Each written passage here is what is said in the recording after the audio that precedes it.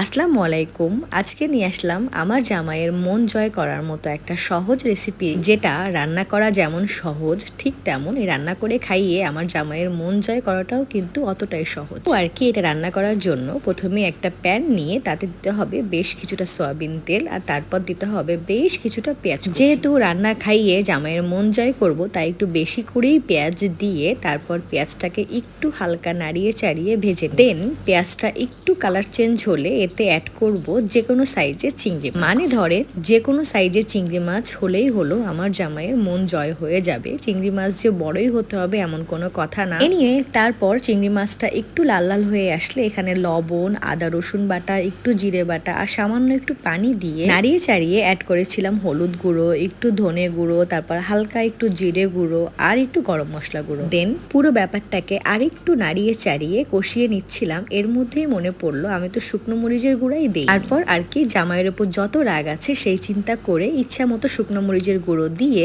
আর একটু নাড়িয়ে চাড়িয়ে কষিয়ে নিচ্ছিলাম। তারপর জামাইয়ের প্রতি থাকা ভালোবাসার পরিমাপে পানি দিলাম। যেহেতু ভালোবাসা একটু বেশি, তাই একটু বেশি পানি দিয়ে ফেলেছিলাম আর কি। এ নিয়ে তারপর আর একটু নাড়িয়ে চাড়িয়ে ঢেকে দিলাম। অ্যান্ড দেন একটু সময় নিয়ে রান্না করলেই কিন্তু রান্নাটা একদম রেডি। আর জামাইকে খাওয়ানোর তাড়াহুড়োর কারণে আমি আর কোনো ভিডিও নেইনি। তো আজকের ভিডিও এতটুকুই, টাটা।